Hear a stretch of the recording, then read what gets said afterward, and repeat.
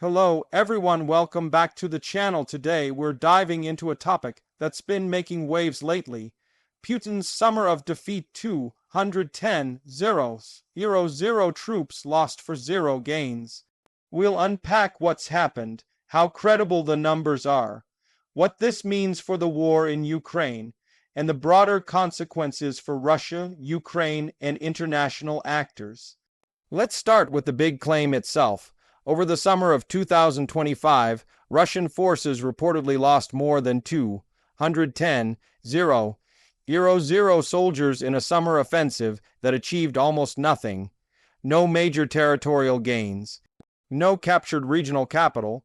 The most ambitious Russian objectives breaking Ukrainian frontline lines, expanding buffer zones, capturing key cities largely failed. Atlantic Council +2 Facebook +2 now, some context. Earlier in the year, there was widespread speculation and even internal messaging from Moscow suggesting that the summer campaign would be decisive. Russian leadership, including Putin, made strong statements that Ukraine might be nearing collapse.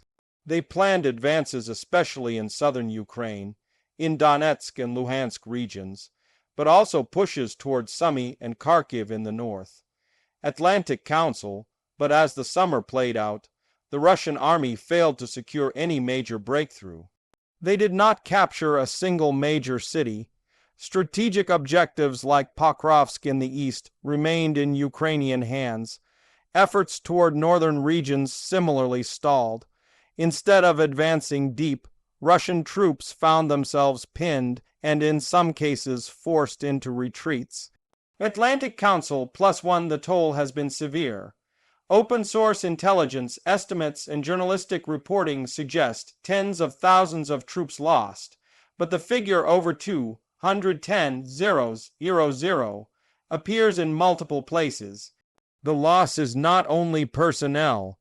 Equipment, tanks, vehicles, supplies also suffered. Yet despite the cost, the gains are minimal if not non-existent. Facebook +1 So what went wrong for Russia? First, logistics and planning appear to be flawed. Russian forces often attempted to force offensives in terrain and conditions that favored defensive operations. Ukrainian forces have skilled defensive lines, good intelligence, robust use of drones, artillery, and fortifications. Russia, in many cases, couldn't overcome those. Second, morale and troop quality issues. Replacements and reserves seem to be of uneven quality. Third, overextension of aims. Ambitious goals like establishing buffer zones deep into Ukraine or taking major cities require overwhelming force and coordination. Russia seems not to have delivered on those. Fourth, logistical supply lines, armor losses, fuel and maintenance problems probably matter more with sustained offensives. Meanwhile, Ukraine has been defending effectively. They've held key positions. They have used asymmetric warfare, mines, drones, fortifications. They have forced Russia to commit many resources for little return. The outcome is that Russia's grand offensive has mostly produced high cost with very small territorial gains. If any estimates suggest gains during the whole summer are as small as 0.3% of Ukrainian territory. Atlantic Council, the strategic implications are serious. For Russia, losing so many men and material without major gains erodes military capacity and political legitimacy. Domestically, it increases pressure on the leadership, especially when promises of swift or decisive success fail. Internationally, it shifts perceptions. The myth of inevitable Russian military dominance is being challenged. Observers note that the failure of this offensive undermines Kremlin messaging about strength and inevitability. Atlantic Council for Ukraine. This outcome is reinforcing its defensive position. It shows that even a large, aggressive opponent cannot always break through without paying dearly. It bolsters Ukrainian morale, strengthens the case for international support, and potentially allows Ukraine to plan counteroffensives from stronger positions, especially with allies supplying weapons, intelligence, and funding. For international actors, Western governments, NATO, neighboring states, there are lessons too. The importance of supply aid, intelligence sharing, military training is reaffirmed. The risk of escalation remains, but so do opportunities. War fatigue, diplomatic pressure, and opportunities for negotiating leverage increase when an aggressor is clearly suffering high costs without commensurate returns. Now, about the reliability of the numbers. Claims of 210 zero troops lost are dramatic, but in wartime, every such number should be treated carefully. Russia does not publish transparent casualty figures publicly. Many of the estimates come from open-source intelligence, independent journalists, think tanks, and Ukrainian reports. These are often conservative or subject to bias, so the precise number may be higher or lower. But multiple independent sources agree the losses are heavy and unsustainable at current rates. Atlantic Council plus one another dimension is what zero gains means. Zero gains doesn't literally mean no land changed hands at all.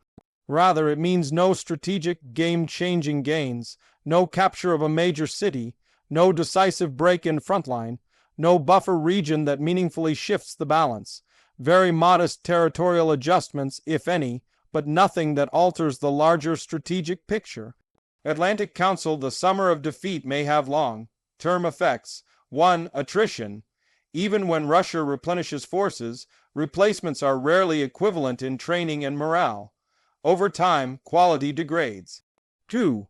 Material loss. Tanks, vehicles, ammunition, those lost are hard to replace quickly. 3. The psychological impact. Defeats can sap morale among troops and civilians.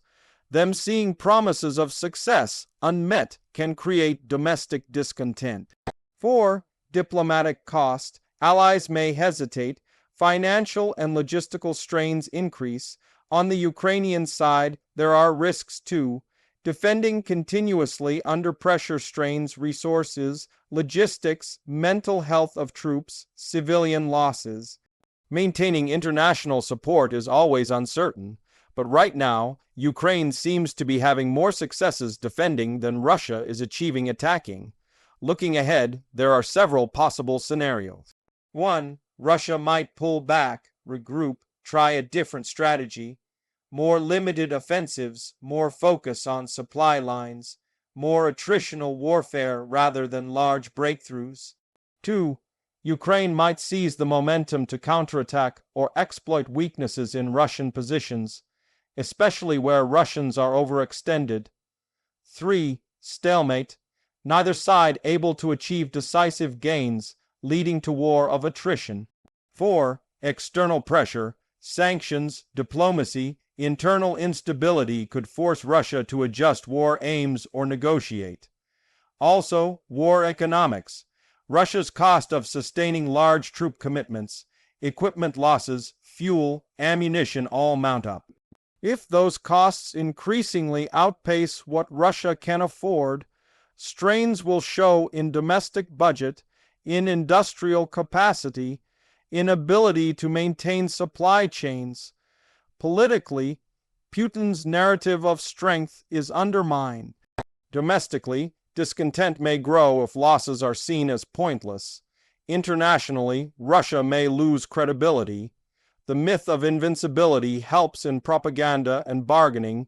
Losing it can shift the strategic threat calculus of other nations. There are counterarguments and caution too. 1. Russia has vast reserves and deeper industrial capacity than many believe. They may adapt, change leadership, or shift tactics in response. 2. No gains may be interpreted differently by Russian leadership as sufficient, incremental, or part of longer roadmap. 3. Ukrainian dependence on Western support is precarious. Changes in aid could shift balance. 4. External shocks, political, economic, could disrupt both sides. In sum, The evidence suggests that the summer offensive was a major strategic failure for Russia. Massive losses, minimal gains, and serious implications for the ongoing conflict. It doesn't mean Russia cannot recover or attempt new operations, but the cost has been high. For Ukraine, it offers breathing space and perhaps opportunities. For observers, it's a reminder of how costly offensive campaigns are, especially in modern warfare with well-defended positions, drones, intelligence, and international support. That wraps up our detailed look at 210 0 troops lost for zero gains. Let me know what you think. Do you believe Russia can bounce back from this? What should Ukraine's strategy be now? How should the West respond? Leave your thoughts in the comments. Thanks for watching and see you in the next one.